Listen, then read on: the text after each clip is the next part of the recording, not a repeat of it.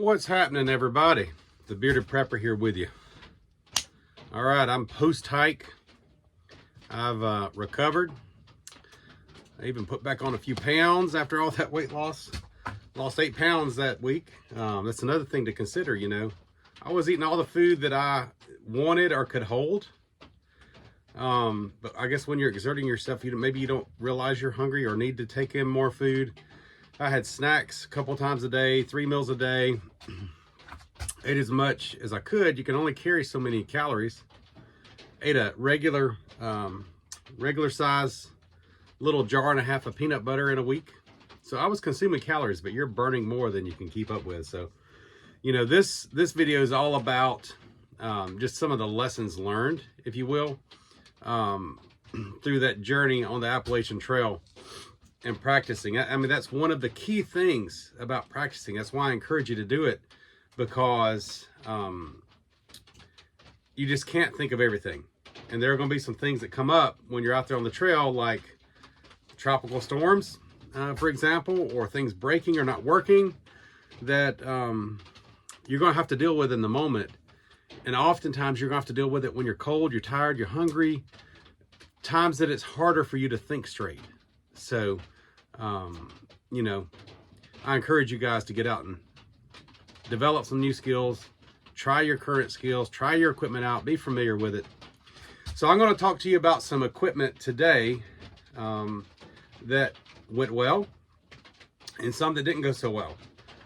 Let's start with the failures. So on my first day, even before the tropical storm, I'm packed up, man. I'm excited. I'm ready to go. I'll leave about 1 o'clock in the afternoon and hump in 7+ miles in an afternoon, you know, in about 3.5, 4 hours. Things are great. But I pushed myself a little fast, so I'm tired. I'm ready to get my water and eat and get some rest there at camp. And I stopped at a spring to get my water.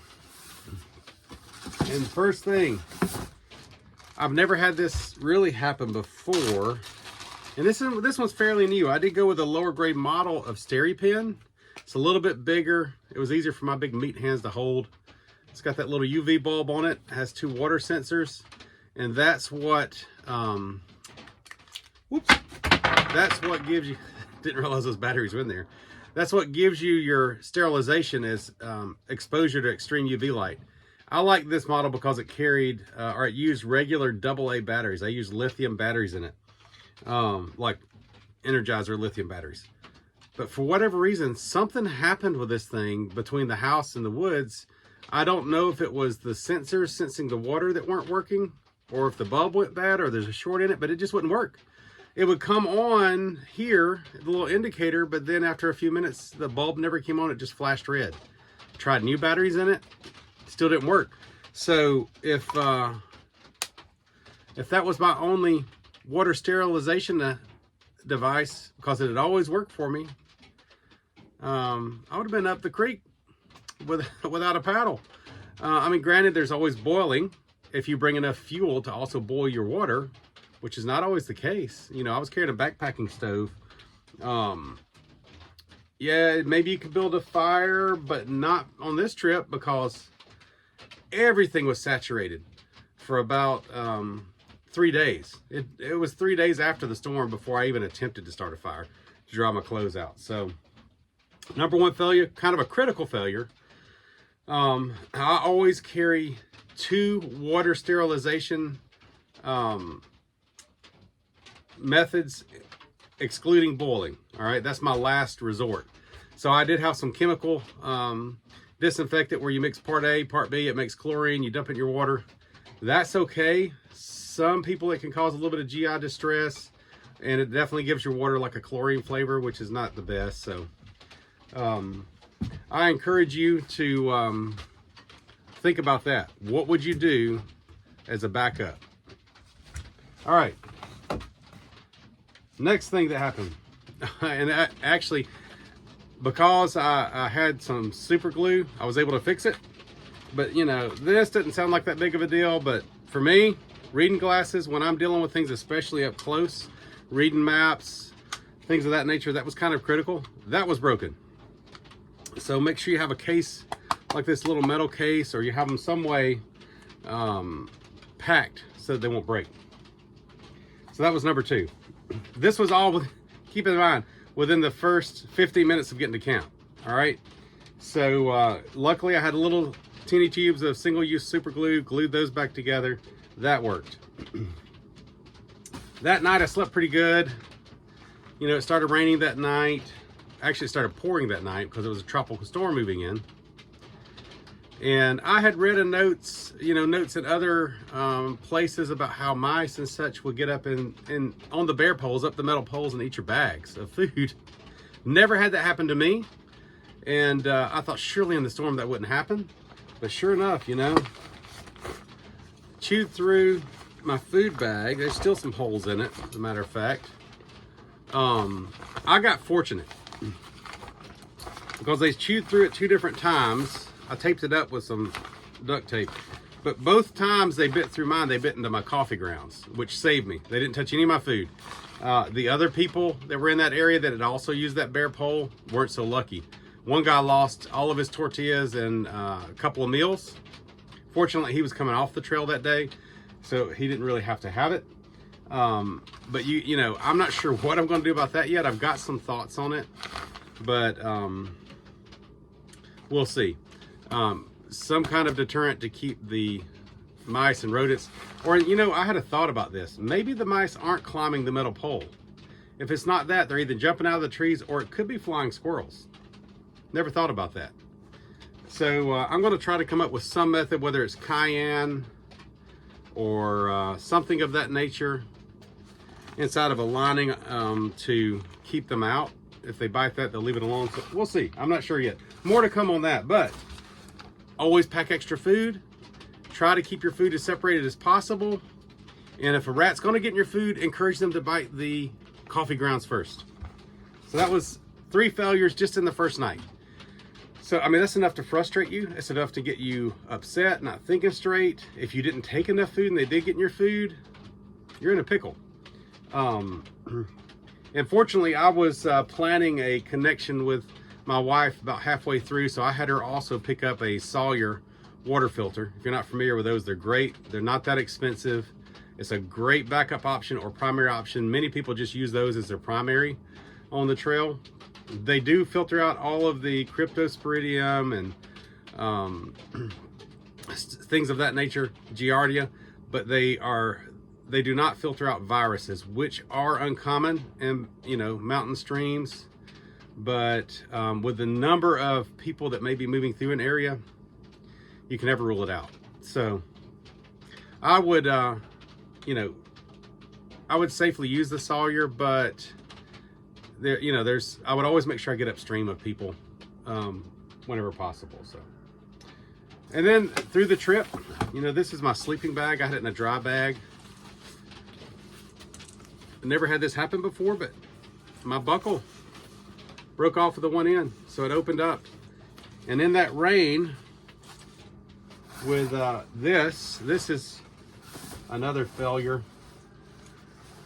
Even though there's nothing wrong with this pack cover, this pack cover works great. It's always kept my pack dry. But what I didn't count on with this elastic around it and 40 and 50 mile an hour wind gusts is it turning into a kite and blowing up and blowing off and letting my pack get wet, and instantly adding 10-15 pounds to your gear, especially if your sleeping bag has failed and it gets damp too, which happened. That happened to me.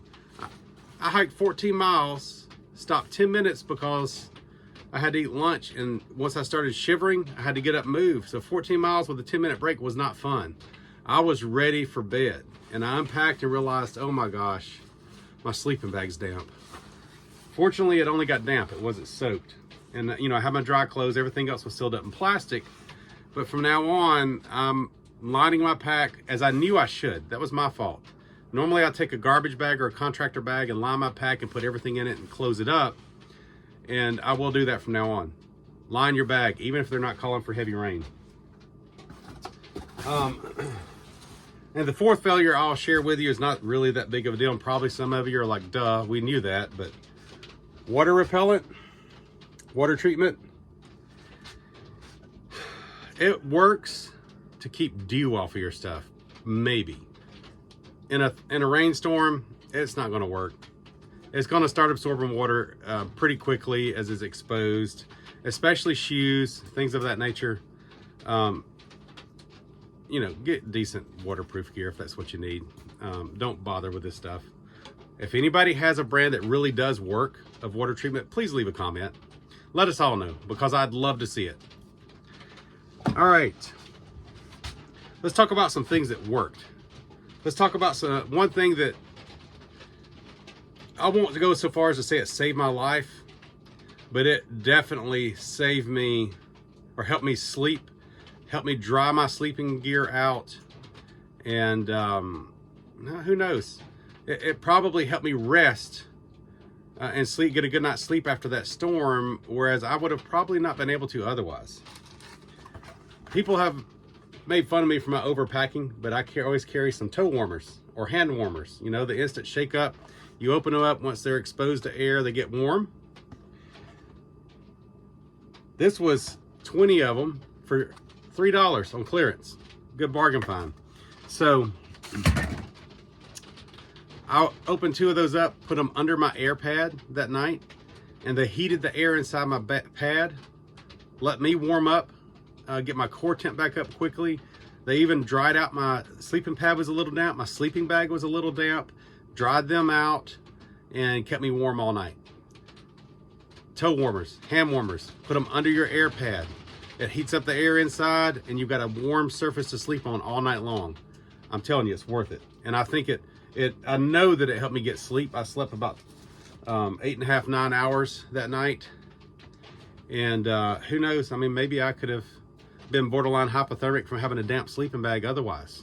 So this is another thing. So this, I don't like water bladders. I really don't. They're not my thing. I think they taste funny. I think they're awkward to deal with in your pack, and they're a hassle. But I'm old and I can't reach behind me as easy as I used to. And I hate taking my pack off. If I'm by myself, I hate taking my pack off every time I need a drink of water. Oftentimes I may even get a little bit dehydrated because I don't drink enough.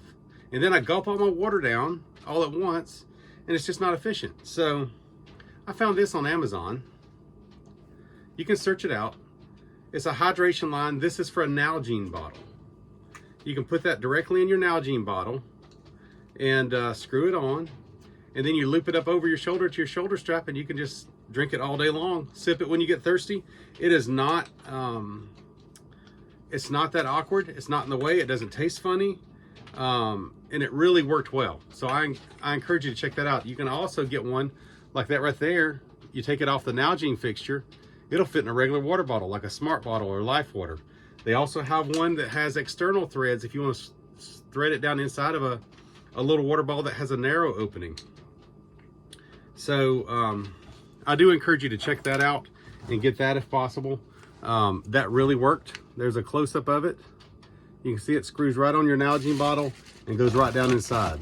I was looking to see if I could find the packaging for that. I don't see it. I was going to give it to you, but it is on Amazon. It's the only one out there. If you search it, you'll see a hydration line that fits in a Nalgene bottle. Worked great. It was worth the money. And it wasn't terribly expensive either. So those two things really made a huge difference. And also carrying backup water options made a huge difference.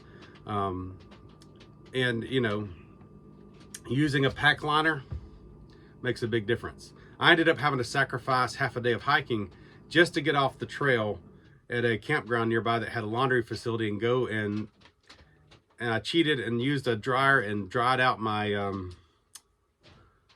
sleeping bag completely, my shoes completely, things like that. You need to think about those things. Of course, I got wet again because I was walking in clouds the whole week, except for one day. But then a couple of days later, I was actually able to build a fire and dry everything out completely again. So, you know, think of ways to stay warm and avoid hypothermia. Think of ways to stay hydrated, and think of ways to protect your food from, you know, rodents and such as that without adding tremendous weight to your pack. I'll come back to you guys once I figure something out on the rodents. I'm thinking I know they don't like cayenne and stuff like that, so maybe if I could find some way to line a dry bag with some cayenne or something and then line it again to keep it off my stuff so that if they bite into it, they'll taste that. We'll see. That's what I'm thinking. But otherwise, I'd love to hear your thoughts. I'd love to hear if you find a waterproofing spray that actually works for more than 30 seconds in a heavy downpour. And otherwise, you know, get out and practice. Get prepared. Seek the wisdom of our Lord and Savior. Until next time, I'm the Bearded Prepper, signing off. God bless.